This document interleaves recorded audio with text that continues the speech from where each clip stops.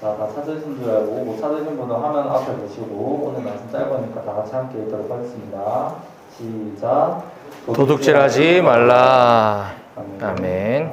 오늘 가난한 이웃을 외면하는 것과 하나님을 거스르지 않는 것도 도둑질이다라는 제목으로 목사님께서 말씀 들어주시겠습니다. 예, 할렐루야로 우리 같이 인사할까요? 할렐루야. 예, 반갑습니다. 아유, 여러분들 어제 밤새 상황이 있었다고 전해 들었는데, 예, 잠은 좀 잤어요? 예, 많이 놀랬어요? 아니, 괜찮아요? 예. 그래요, 뭐, 군생활하면서 이런 일 저런 일이 있는 건데, 뭐, 유사한 상황들 많이 있어요. 여기 전방 지역이다 보니까.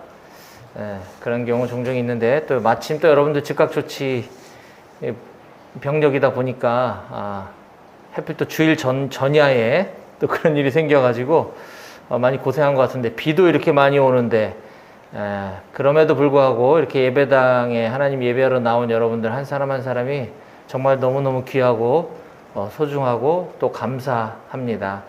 하나님께서 여러분들의 수고를 다 알고 계시고 갚아주실 걸로 저는 믿습니다. 오늘 예배가 그래서 많이 늦어진 관계로 설교를 좀 짧게 진행해야 될 것 같아요. 제가 또 다음 부대 가서 예배를 인도해야 되기 때문에 많이 늦어지면 거기도 같이 늦어지기 때문에 좀 빨리 진행하도록 하겠습니다. 오늘은 10계명 강해 중에 8번째 계명에 해당하는 도둑질하지 말라라는 제목으로 오늘 말씀을 전할 건데요. 성경 본문은 도둑질하지 말라 두 음절로 구성되어 있는 아주 짧은 본문이지만 저는 오늘 본문의 제목을 가난한 이웃을 외면하는 것과 하나님의 것을 드리지 않는 것도 도둑질이다 라는 제목으로 말씀을 나누려고 합니다. 지난 주일에 우리는 제7계명 가늠하지 말라라는 제목의 말씀을 나눴는데 오늘은 시간 관계상 지난 주일 설교 말씀 리뷰는 생략해야 될 것 같고 오늘 우리가 나눌 말씀의 제목을 앞에 나와 있는데 함께 좀 같이 읽었으면 좋겠습니다. 자, 오늘 말씀의 제목입니다. 다 같이 시작! 가난한 이웃을 외면하는 것과 하나님의 것을 드리지 않는 것도 도둑질이다. 예. 우리가 지금까지 쭉 살펴보고 있는 것처럼 10계명에 있는 하나하나의 계명들은 너무너무 단순하고 너무너무 당연한, 지극히 당연한 말씀들로 이루어져 있습니다. 그런데 우리가 매주 살펴보고 있지만 그 하나하나의 계명이 가지고 있는 심오한 뜻이 얼마나 깊은지 정말 깜짝깜짝 놀랄 경우가 많습니다. 도둑질하지 말라. 너무 당연한 얘기죠. 도둑질 하라고 가리키는 종교가 세상에 어디 있겠습니까? 근데 이것은 비단 우리가 알고 있는 그 정도의 도둑질을 도둑질이라고 얘기하는 것이 아니다라고 하는 것에 대해서 오늘 성경은 도둑질하지 말라라는 것에 대해서 어떠한 말씀들을 하고 있는지 한 5가지 정도를 제가 좀 찾아봤는데요. 하나씩 좀 살펴보려고 합니다. 먼저 우리가 도둑질이라고 하면 가장 상식적으로 떠올릴 수 있는 남의 물건이나 재물이나 재산 또는 짐승 같은 소유물을 도둑질하는 것을 우리가 도둑질이라고 이야기합니다.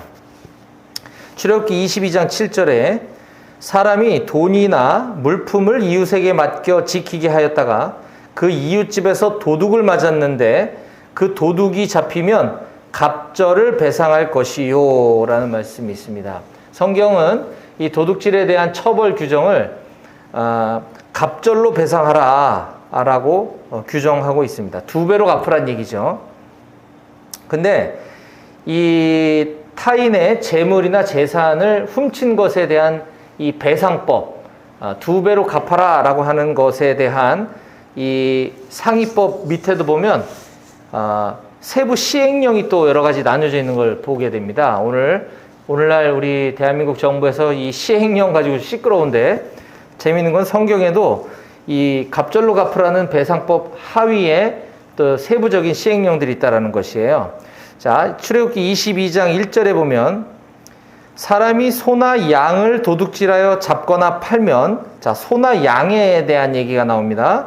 그 소 한 마리에 소 5마리로 갚고 양 한 마리에 양 4마리로 갚을지니라 라고 되어 있습니다.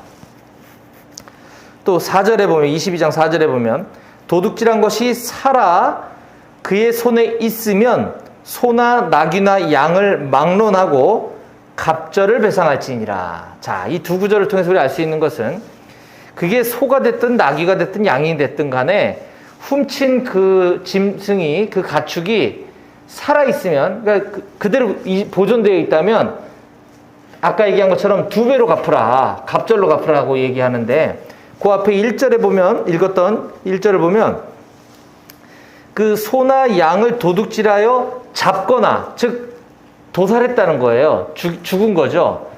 잡거나 아니면 팔았어 누군가에게. 그러니까 나에게 지금 없는 거죠. 그 소나 양이 훔친 소나 양이 나한테 없으면 소는 5배로 갚고 양은 4배로 갚으라 라고 하는 것이 세부 시행령입니다. 이것을 볼 때 이 살아있는 생명체에 대한 처벌 규정이 좀 더 강했구나. 그리고 양과 소는 우리도 마찬가지지만 농경사회에 있어서 굉장히 중요한 농업 수단이잖아요. 농업 수단인 소를 도둑질 당했다는 것은 생계를 유지하는 데 있어서 아주 치명적이었기 때문에 소를 훔쳐서 그 소를 잡거나 팔아버렸을 경우에는 5배로 갚으라라고 처벌 규정이 좀 더 엄격한 것을 알 수가 있습니다. 자, 또 성경에 이 도둑질하지 말라라는 것에 대한 두 번째 그 사례는 사람에 대한 도둑질입니다. 아까는 재산, 가축도 재산이잖아요. 근데 사람에 대한 도둑질에 대해서도 성경이 언급하고 있습니다. 자, 사람을 도둑질했다는 것은 무엇인가? 당신 노예 제도가 상당히 발달했기 때문에 이 노예에 대한 도둑질, 노예도 어떻게 보면 이제 재산으로 인정했기 때문에 뭐 같은 맥락으로 볼 수도 있지만은 이 노예는 사람이기 때문에 성경은 그 시대상이 노예 제도를 허용했을지는 몰라도 성경에서는 노예에 대해서 굉장히 엄격하게 규정하고 있음을 볼 수가 있습니다. 사람을 노예로, 그러니까 사람을 훔쳐서 노예로 팔아서 돈을 챙긴 경우, 즉 인신매매. 예, 어서 들어와요. 아유, 비 오는데 오느라고 고생들 했어요. 잘 왔습니다, 여러분. 예. 네네. 아유, 예, 고생들 많았어요. 할렐루야. 예, 아유. 그래요. 네. 여느 때, 평소 때 같으면 지금 예배 끝나기 10분 전인데, 그럼에도 불구하고 이렇게 예배 자리를 사모하고, 마지막까지도 상황에 맞게 이렇게 내려와서 예배하는 여러분들이 정말 너무 고맙습니다. 잘 왔어요. 예. 저는 지금 도둑질하지 말라라는 성경 말씀 10계명의 제 8번째 계명에 대해서 나누고 있고요.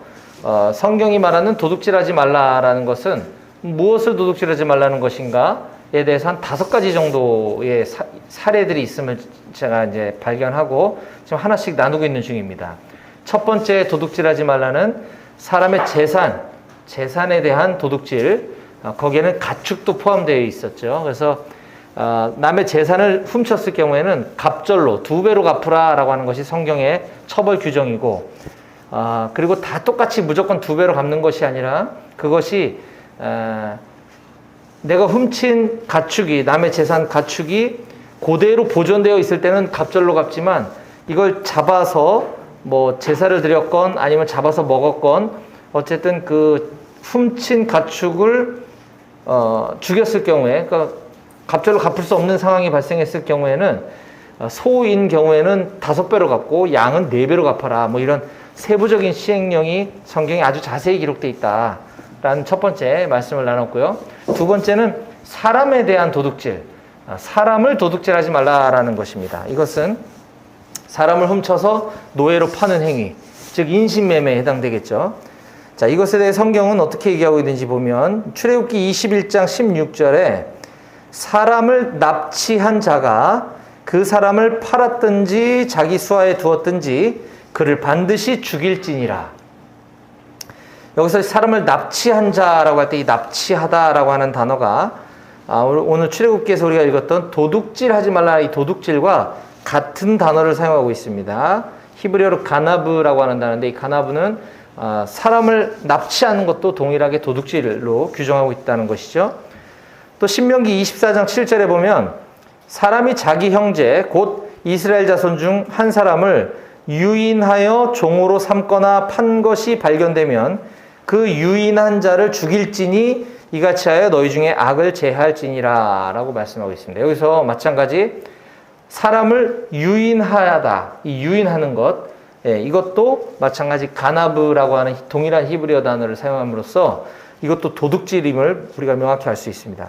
사람을 꿰어서 유인해서 납치하는 것, 인신 매매를 위해서 사람을 유인하는 것, 이 모든 것들은 다 죽여라, 죽어야 한다, 사형을 규정하고 있는 것이 성경의 처벌 규정입니다.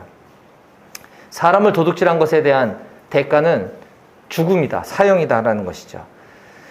사람을 훔쳐서 아까 그 가축의 예처럼 그 살아있는 상태면 뭐 몇 배를 갚고 뭐는 어떻게 하고가 아니고 그 훔친 사람이 살아있건 되팔았건 죽었건 상관없이 그 행위 자체, 나중 문제는 상관없다. 사람을 훔친 것 자체, 유기한 행위 자체가 이미 사형당할 정도로 매우 중하다라고 하는 것입니다. 자, 또 세 번째로 성경이 말하고 있는 이 도둑질에 대한 사례는 바로 불로소득에 관한 부분입니다. 불로소득. 불로소득이 뭐죠? 아니, 수고로 로, 즉 노동할 때 그 노자거든요. 수고에 따른 노동 없이 소득, 이익을 얻은 경우, 이걸 우리가 불로소득이라고 얘기하죠. 사전에 보니까 이 불로소득이라는 단어가 노동의 대가로 얻는 임금이나 보수 이외의 소득이라고 정의하고 있습니다. 성경은 이와 같이 땀 흘려서 열심히 일하지 않고 부당하게 이익을 챙기는 행위를 금지하고 있습니다. 왜냐하면 하나님께서도 친히 6일 동안 천지를 창조하시는 일을 하시고 나서 그 다음에 일곱째 날에 안식하심으로 이 창조 사역을 완성하셨습니다. 따라서 이 피조물이자 창조된 우리도 마찬가지로 하나님의 창조 질서를 따라 열심히 일을 하고 그 후에 안식을 누리는 삶을 살아야 하는 것입니다. 그런데 이와 같이 열심히 일하지 않고 불로소득을 얻으려 하는 행위는 다른 누군가의 노동의 대가를 훔치는 거다라는 거죠. 어떤 게 있을 수 있을까요? 뭐 예를 들면 뭐 어떤 고급 정보를 가지고 부동산 투기를 한다든지, 부동산 투자가 나쁘다는 것이 아닙니다. 부동산 투기 행위, 불법으로 규정하고 있는 것이죠. 세상법도 불법인데 하물며 하나님께서는 남의 노동의 대가를 훔치는 거다라고 말씀하고 있습니다. 또 뭐 많이 있겠죠. 뭐 마찬가지로 부당한 정보를 가지고 주식이나 뭐 가상화폐를 통해서 일확천금을 얻으려고 하는 행위. 특히 가상화폐 같은 경우는 누군가가 벌면 누군가는 잃는 어떤 그런 구조를 가지고 있잖아요. 그런 것들. 꼭 이런 어떤 물질적인 것뿐만이 아니라 시험 볼 때 부정행위를 하는 것. 또 마찬가지 불로소득입니다. 남이 열심히 공부한 지식을 내가 훔치는 거잖아요. 논문 표절 이런 것들 다 도둑질하는 행위다라는 것입니다. 자, 또한 성경이 말하는 도둑질에 대한 네 번째 사례는 가난한 이웃을 돕지 않고 외면하는 것도 도둑질입니다. 신명기 15장에 보면 하나님께서 우리들에게 복 주시고 가난하지 않게 해주시겠다고 약속하신 장면이 나오는데요. 자, 신명기 15장 4절 5절을 제가 읽어드리겠습니다. 만일 내가 6절까지 읽겠습니다. 만일 내가 내 하나님 여호와의 말씀만 듣고 내가 오늘 내게 내리는 그 명령을 다 지켜 행하면 내 하나님 여호와께서 내게 기업으로 주신 땅에서 네가 반드시 복을 받으리니 너희 중에 가난한 자가 없으리라. 내 하나님 여호와께서 내게 허락하신 대로 내게 복을 주시리니 내가 여러 나라에 꾸어 줄지라도 너는 꾸지 아니하겠고 내가 여러 나라를 통치할지라도 너는 통치를 당하지 아니하리라. 아멘. 할렐루야. 너무 좋은 약속 아닙니까? 하나님 여호와의 말씀을 잘 듣고 하나님의 명령을 잘 지켜 행하면 하나님께서 우리들에게 기업으로 주신 땅에서 반드시 복을 받게 해주시겠다. 그래서 너희 중에 가난한 자가 없게 하겠다. 너희가 다른 사람에게 꾸어줄지언정 키우는 사람이 되지 않도록 해주겠다라고 하는 하나님의 약속의 말씀입니다. 그런데 그 뒤에 7절부터 보면 조건이 있어요. 조건이 뭐냐면 네 하나님 여호와께서 내게 주신 땅 어느 성읍에서든지 가난한 형제가 너와 함께 거주하거든 그 가난한 형제에게 내 마음을 완악하게 하지 말며 네 손을 움켜쥐지 말고. 이 성경의 표현이 참 너무 예술적이지 않습니까? 함께 거주하고 있는 성읍에 가난한 형제가 있다면 네 마음을 완악하게 하지 말고 나 몰라 하지 말라는 거예요. 내 손을 움켜쥐지 말고 자기가 갖고 있는 거 움켜쥐고 있지 말라는 겁니다. 반드시 내 손을 그에게 펴서 그에게 필요한 대로 쓸 것을 넉넉히 구워주라. 삼가 너는 마음에 악한 생각을 품지 말라. 곧 이르기를 일곱째 해 면제년이 가까웠다 하고 내 궁핍한 형제를 악한 눈으로 바라보며 아무것도 주지 아니하면 그가 너를 여호와께 호소하리니 그것이 네게 죄가 되리라. 10절입니다. 너는 반드시 그에게 줄 것이요 줄 때에는 아끼는 마음을 품지 말 것이니라. 이로 말미암아 내 하나님 여호와께서 네가 하는 모든 일과 내 손이 닿는 모든 일에 네게 복을 주시리라. 땅에는 언제든지 가난한 자가 그치지 아니하겠으므로 땅에는 언제든지 가난한 자가 항상 있을 거라는 거예요.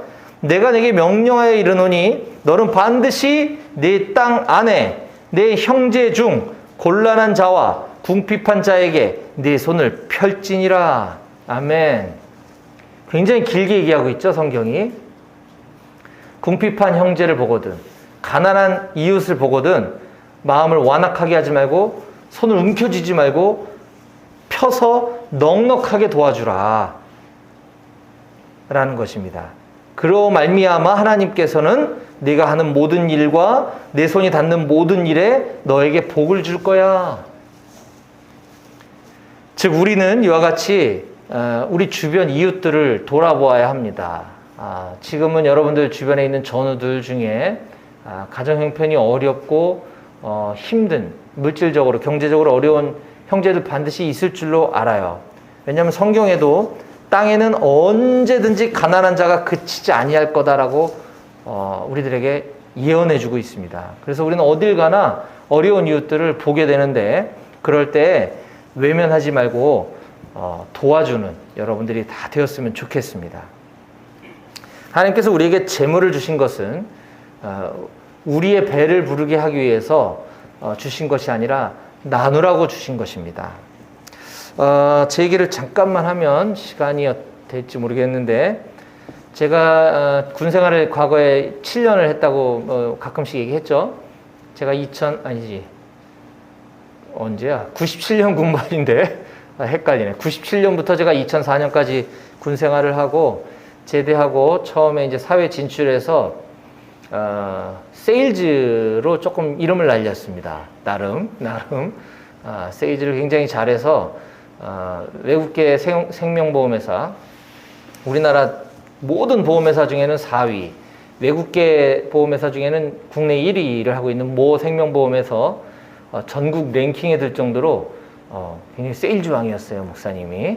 네, 돈도 많이 벌었겠죠?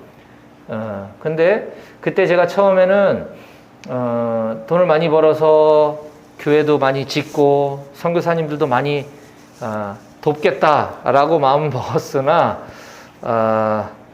하나님은 다 아시잖아요.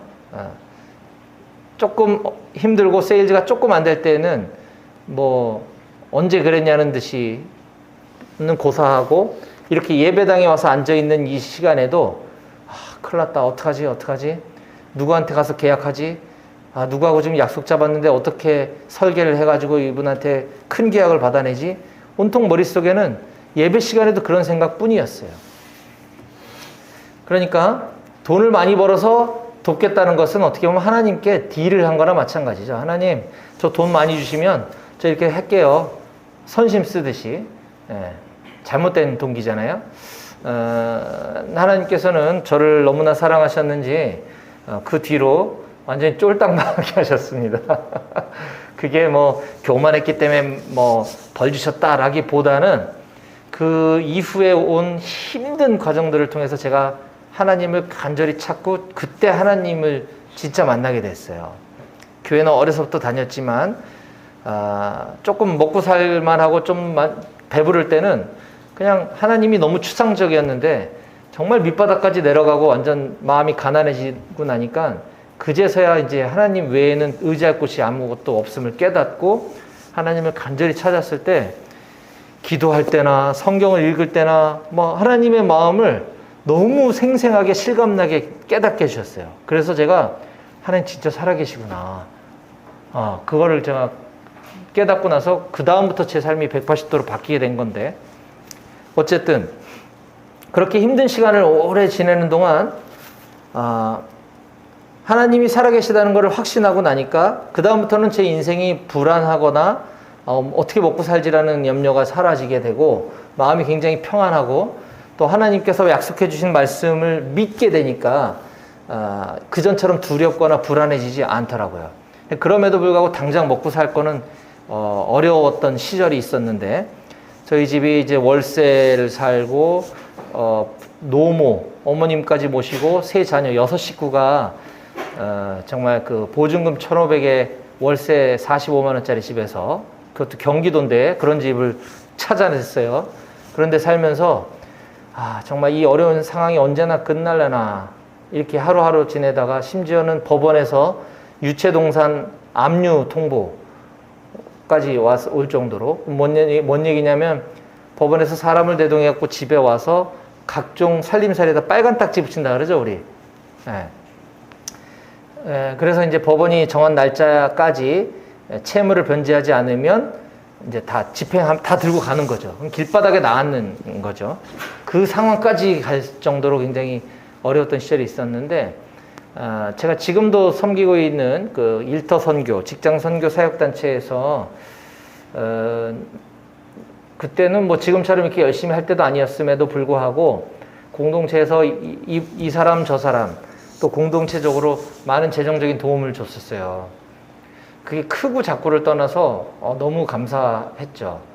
그러다 보니 이제 지금의 직장을 하나님께서 허락하시고 그때는 상상도 못했던 좋은 직장에 그때는 꿈도 꿔본 적이 없었던 높은 연봉에 여러분 농협중앙회가 굉장히 좋은 회사입니다. 거기에서 제가 정규직으로 지금 근무하고 있기 때문에 정말 기적과 같은 일이 벌어진 거죠.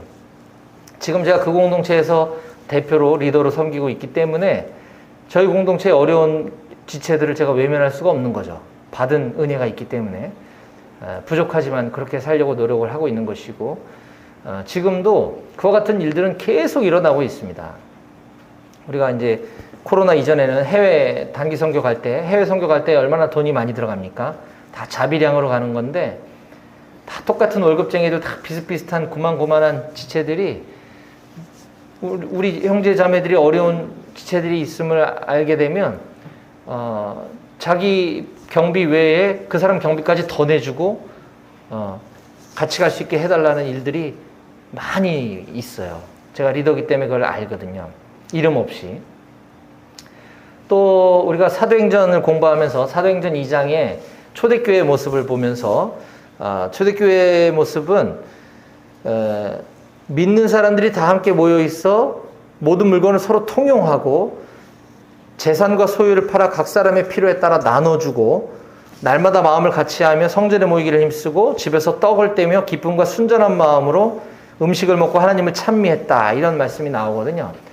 그 초대교회의 모습을 이렇게 공부하면서 부족하지만 우리도 뭔가를 적용할 수 있을까 하다 보니까 이제 구제 헌금 계좌를 만들어서 우리가 여유가 있는 사람이 누가 있겠습니까? 하지만 그때그때마다 우리 구제 헌금 계좌에다가 자원함으로 이렇게 모으자. 그래서 모임 안에 어려운 지체가 있으면 도와주자라는 취지로 이 사도행전 2장을 공부하다가 구제연금 계좌를 만들었는데 정말 마르지 않는 샘처럼 계속 쌓여요. 거기에 돈이. 지금도 모임 안에 코로나 때문에 어려운 지체가 있으면 도와주고 또 집안에 누가 아파서 병원비가 부족하면 또 도와주고 누가 사업이 망해서 어려우면 도와주면 며칠 지나면 또 채워져 있고 며칠 지나면 또 채워져 있고 계속 지금까지도 그런 일들이 일어나고 있습니다.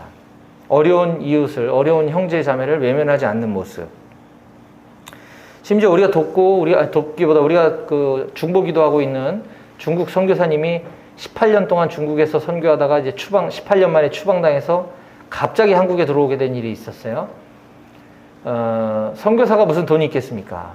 그것도 몇 년도쯤 되면 내가 한국으로 돌아가서 어떤 인생을 시작해야지 이런 계획을 세웠던 것도 아니라 하루아침에 갑자기 추방 명령이 떨어졌기 때문에 한국에 와서 집도 구해야 되고 생활비도 있어야 되는데 얼마나 막막했겠습니까? 제가 리더로서 지체들에게 도전했어요. 이러이러한 상황에 처해 있는데 나나 여러분들이나 다 힘든 거 알지만 우리가 기도하면서 좀 힘에 붙일 정도로 좀 헌금을 했으면 좋겠다 했는데 정말 한 4, 50명밖에 안 되는 작은 모임에서 수천만 원이 모금이 됐어요. 그래서 한국에서 전세 구하고 정착하는데 뭐 적지 않은 도움이 됐다라는 이야기를 제가 전에 들었습니다. 이 모든 것은 오늘 우리가 출애굽기에서 나누고 있는 것처럼 어려운 이웃, 가난한 이웃을 외면하지 않는 것이 바로 도둑질하지 않는 것이다 라고 하는 하나님의 말씀에 대한 순종의 사례라고 볼 수 있겠습니다. 마지막으로 성경이 말하는 도둑질에 대한 5번째 사례는 하나님의 것을 도둑질하지 말라는 것입니다. 하나님의 것. 하나님의 것을 도둑질한다는 건 뭘까요? 바로 헌금에 관한 부분입니다. 헌금. 말라기 3장 8절과 9절 말씀에 보면 사람이 어찌 하나님의 것을 도둑질하겠느냐? 사람이 어찌 하나님의 것을 도둑질하겠느냐? 그러나 너희는 나의 것을 도둑질하고도 말하기를 우리가 어떻게 주의 것을 도둑질하였나이까 하는도다. 이는 곧 11조와 봉헌물이라. 너희 곧 온 나라가 나의 것을 도둑질하였으므로 너희가 저주를 받았느니라 라고 하나님께서 직접 말씀하고 계십니다. 하나님께 드려지는 헌금은 이건 선택이 아니라 필수입니다. 이건 의무입니다. 의무. 한국교회가 지금 헌금에 관한 설교를 잘 안 하고 있어요. 안 한 지 오래됐어요. 왜냐하면 강단에서 헌금 얘기를 하면 저 목사님 되게 탐욕적이다. 교회가 돈 걷어서 예배당 짓고 목사님들 배부르게 하려고 자꾸 교인들에게 헌금 강요한다라는 이 부정적인 인식이 너무 팽배한 나머지 헌금을 가르치지 않고 있습니다. 근데 저는 여러분들에게 떳떳하게 얘기할 수가 있어요. 제가 여기서 나오는 헌금을 가지고 제가 1원도 가져가는 게 없고 일단 그것은 여러분들에게 다 간식으로 나가고 또 여러분들 또 뭐 위문 행사 같은 거 있을 때 또는 교회에 뭐 수리할 거 있을 때 사용되고 있기 때문에 저는 여러분들에게 마땅히 가르쳐야 될 바라고 생각을 하고 오늘 이야기를 합니다. 헌금은 이 예배에 하나님께 드리는 예배의 중요한 의식 절차 중에 하나입니다. 우리가 나의 몸과 마음과 뜻을 다하여 하나님을 경배하고 하나님 말씀을 듣는 것이 예배지만 거기에 또 하나 빼놓을 수 없는 건 내가 가진 물질을 하나님께 드리는 것. 이것이 중요한 예배라고 하는 사실을 기억하셨으면 좋겠습니다. 금액이 많고 적음의 문제가 아니라 우리 마음의 중심이 중요하다라는 것이죠. 하나님께서는 우리가 하나님께 드린 그 작은 물질로 하나님 우리에게 주신 물질 중에 내가 선심 쓰듯이 하나님께 드리는 것이 아니라 내가 작은 그 물질로 인해서 나의 모든 것이 다 하나님의 것이다 라고 하는 상징적인 행위로 하나님은 그 작은 예물을 통해서 너의 전부를 받은 걸로 해주겠다라고 하신 것이 헌금입니다. 그래서 이것은 아까워하는 것이 아니라 마땅히 우리가 가지고 있는 모든 것이 하나님 것입니다라고 하는 고백의 표현이다라는 것이에요. 저는 그래서 우리가 마땅히 드려져야 할 이 헌금을 드리지 않음으로써 하나님의 것을 도둑질하는 우리가 되지 않기를 간절히 바랍니다. 자, 오늘 말씀을 마무리하겠습니다. 하나님 말씀은 너무나 정확하고 한치의 오차가 없습니다. 성경은 도둑질에 대한 여러 가지 다양한 사례들을 우리들에게 가르쳐주고 있습니다. 저는 오늘 5가지 정도의 도둑질에 대한 사례들을 여러분들께 말씀드렸는데요. 우리 사랑하는 백오교회 우리 모든 청년들이 이 도둑질하지 말라라고 말씀하신 하나님의 그 여러 가지 깊은 뜻을 잘 깨닫고 하나님 앞에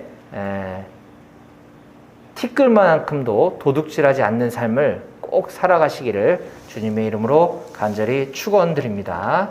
아멘. 기도하시겠습니다.